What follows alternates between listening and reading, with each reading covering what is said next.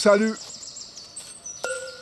Aujourd'hui, je vous emmène dans une de ces villes du sud, dans le Maghreb, là où le sable est jaune, où le temps est chaud. Et là, dans cette ville, il y a un jeune gars qui s'appelle Mehdi. Mehdi, il est joyeux, il est bienveillant, il a le cœur ouvert, l'esprit curieux. Il est juste affublé d'un bégaiement. Et ses camarades cruels à l'école l'ont surnommé le Mta, le bég. Et lui, il a beau faire des efforts, vous voyez, quand il va à l'épicerie, à la boucherie, au marché, il cherche ses mots, il a de la peine à finir ses phrases. Et il entend derrière lui pouffer, chuchoter des gens qui disent « Oh, c'est le Mta ». Sa famille subit également ce bégaiement, puisque son frère, quand il va dans les rues du souk, il entend « Hey, c'est le frère de Mta ». Et Mehdi, il est quand même triste, il est rejeté, on le laisse de côté. Bon, son instituteur, il a bien essayé de lui délier la langue, en lui faisant répéter des phrases, des mots, mais sous l'œil sévère de ce maître, Mehdi n'arrive pas à se concentrer, puis à dire des phrases, il ne trouve pas ses mots. Il est triste, Mehdi, et il s'isole souvent. Souvent, il prend son Coran et puis il se cache derrière le mur de la mosquée et puis il lit.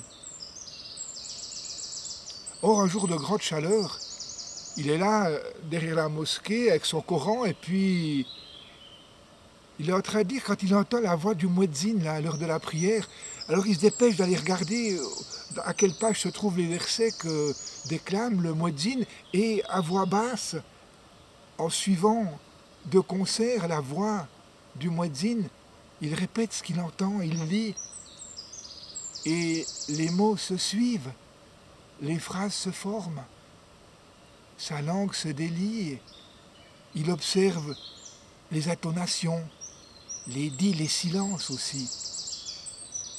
Et l'histoire se répète de jour en jour, tout l'été.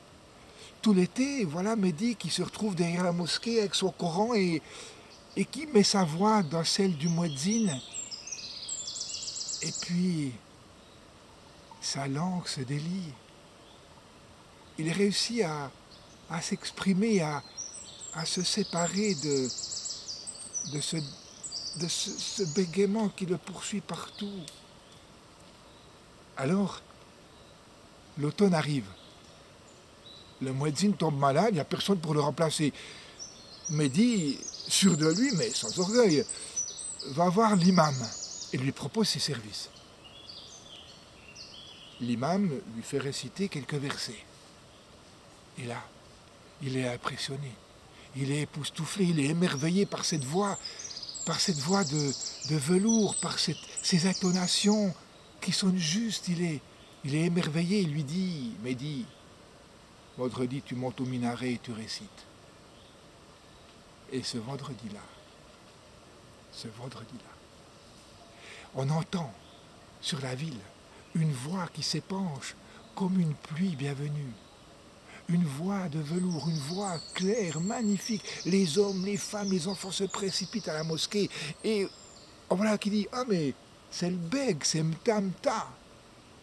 Une femme sort de la foule et dit « Ce n'est pas Mta, c'est mon fils. » Et il se prénomme Mehdi. Aussi vrai que je vous le dis, mon compte est dit. Passez la plus belle des journées.